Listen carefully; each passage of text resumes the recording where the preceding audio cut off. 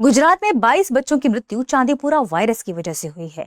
कई मामलों में पुष्टि भी की गई है और 180 से भी ज्यादा संदिग्ध मामले सामने आए हैं। ऐसे में गुजरात सरकार ने कई ऐसे कदम उठाए हैं जिससे चांदीपुरा वायरस के लक्षणों को कम किया जा सके और बच्चों को सुरक्षित किया जा सके।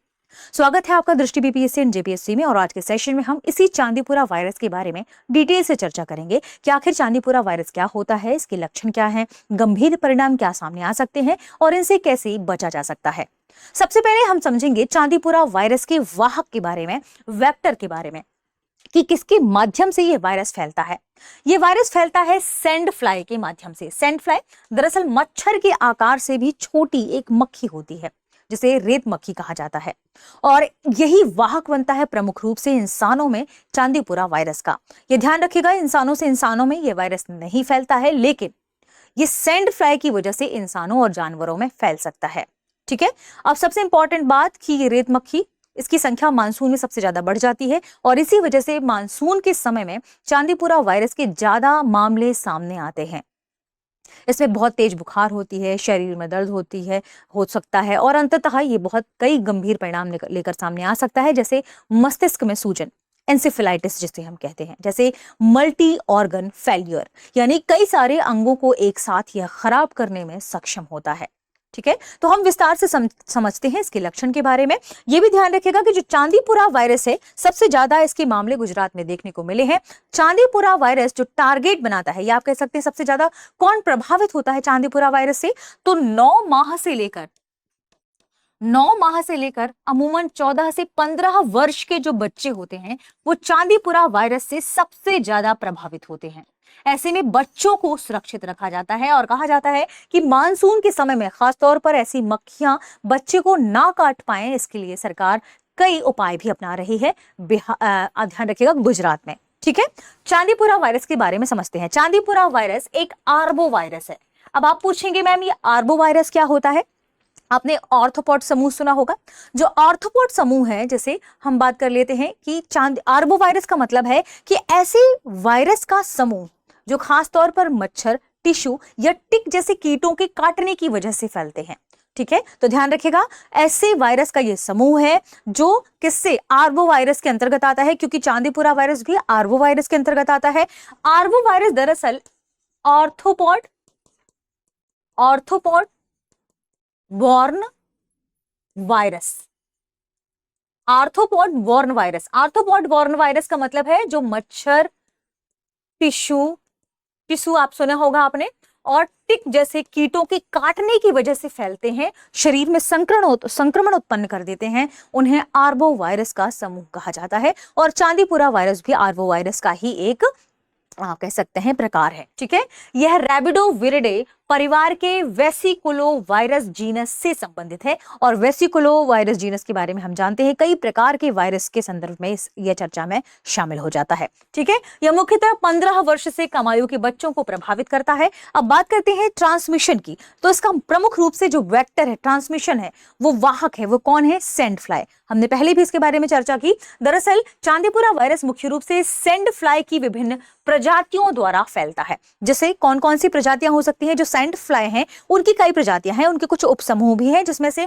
पहला है फ्लेबोटोमाइन सैंड फ्लाई।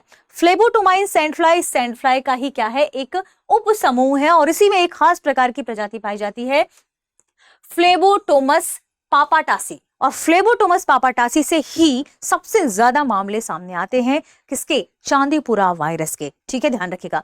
कुछ अध्ययनों में यह भी कहा गया है एंडीज इजिप्टी, इस मच्छर में भी चांदीपुरा वायरस की उपस्थिति होती है, लेकिन यह अभी तक इंसानों में फैलने का प्रमुख कारण बनकर सामने नहीं आया है। मानवों में चांदीपुरा वायरस का प्रमुख और जो स्थापित वाहक है, वेक्टर है, वो अभी भी सैंड फ्लाई ही मानी जा रही है, सैंड फ्लाई ही है। वायरस इन मच्छरों की, आप कह सकते हैं, इन मक्खी के लार ग्रंथि में होता है। जैसे ही ये मक्खी किसी इंसान को काटती है, यह उस व्यक्ति के शरीर में प्रवेश कर जाता है और इसी की वजह से कई नकारात्मक परिणाम उस व्यक्ति के शरीर में तंत्रिका तंत्र में निकलकर सामने आते हैं। ठीक है, तो वायरस कीड़ों की लाल ग्रंथियों में रहता है और उनके काटने से मनुष्य में प्रवेश कर जाता है और इसकी वजह से ही कई लक्षण और जटिलताएं देखने को मिलती है। जैसे चांदीपुरा वायरस केंद्रीय तंत्रिका तंत्र यानी जो हमारा सेंट्रल नर्वस सिस्टम होता है उसको सबसे पहले संक्रमित करता है और उससे संक्रमित करने के बाद यह मस्तिष्क में सूजन यानी इंसेफेलाइटिस तक की स्थिति पर पहुंच सकता है। ठीक है, प्रमुख लक्षण है तेज बुखार, सिर दर्द के अलावा शरीर में दर्द, उल्टी, मानसिक भ्रम जिसे हम कहते हैं दौरे पड़ना, व्यवहार में बदलाव आना, ये सब इसके लक्षणों में शामिल हो जाता है। और कई बार ये इतनी ज्यादा गंभीर जटिलताएं बन जाती हैं कि एंसेफेलाइटिस यानी मस्तिष्क की सूजन, सांस लेने में कठिनाई, रक्तस्राव, एनीमिया, मल्टी ऑर्गन फेल्योर और मृत्यु तक का जोखिम सामने आता है। और अभी हमने देखा कि गुजरात में 22 ऐसे बच्चों की मृत्यु की पुष्टि हुई है जो चांदीपुरा वायरस की वजह से हुई है। उपचार के रूप में कहा जा सकता है कि हम बचाव कार्य कर सकते हैं, यानी हम सैंड फ्लाई चूंकि मानसून में सबसे ज्यादा बढ़ जाती है तो हम कोशिश करें कि हमें मक्खी या मच्छर ना काट पाए। तो वर्तमान में चांदीपुरा वायरस के लिए कोई विशिष्ट एंटीवायरल ना तो दवा है और ना ही कोई टीका है। तो ना तो कोई विशिष्ट एंटीवायरल दवा और टीका उपलब्ध है, इसलिए बचाव कार्य ही सबसे इंपॉर्टेंट है। तो उपचार मुख्यतः लक्षणों के अनुसार होता है कि कैसे सिम्टम्स आए हैं उस हिसाब से ट्रीटमेंट होता है और सबसे ज्यादा इंपॉर्टेंट है सपोर्टिव केयर। हॉस्पिटल्स में सपोर्टिव केयर सबसे ज्यादा जरूरी है। जैसे अगर व्यक्ति को में ऐसे कोई वायरस देखने को मिलते हैं तो सबसे ऐसे कोई लक्षण देखने को मिलते हैं तो उस व्यक्ति की जांच करनी चाहिए, उस बच्चे की जांच करनी चाहिए और उसे आईसीयू में निगरानी के लिए रखना चाहिए। उसे ऑक्सीजन की पर्याप्त उपलब्धता होनी चाहिए, वेंटिलेटर सहायता देनी चाहिए, अगर आवश्यकता होती है तो दौरे और अन्य लक्षणों के भी उपचार किए जाना चाहिए अगर उसमें ऐसे लक्षण कोई देखने को मिलते हैं। सबसे महत्वपूर्ण बात कि इसका बैकग्राउंड क्या रहा है। चांदीपुरा वायरस पहली बार कब चर्चा में आया था? 1965 में। कहां पर? महाराष्ट्र के चांदीपुरा में। और इसी वजह से इस स्थान के नाम की वजह से इसका नाम पड़ा है चांदीपुरा वायरस। ठीक है, यह संक्रमण मध्य भारत विशेषकर ग्रामीण और जनजातीय क्षेत्रों में अधिक पाया जाता है।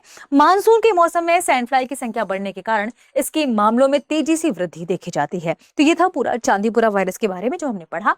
अब हम देखते हैं कि आखिर चांदीपुरा वायरस से संबंधित प्रश्न क्या है। चांदीपुरा वायरस मुख्यतः किस वाहक वेक्टर द्वारा फैलता है? एनोफिलीज मच्छर, एंडीज इजिप्टी मच्छर, सैंड फ्लाई या क्यूलेक्स मच्छर? इस प्रश्न का सही जवाब कमेंट सेक्शन में देना ना भूलें। मिलते हैं अगले वीडियो में। शुक्रिया। अब एग्जाम की तैयारी को और बेहतर करने के लिए हमारे चैनल को लाइक, शेयर और सब्सक्राइब करना ना भूलें।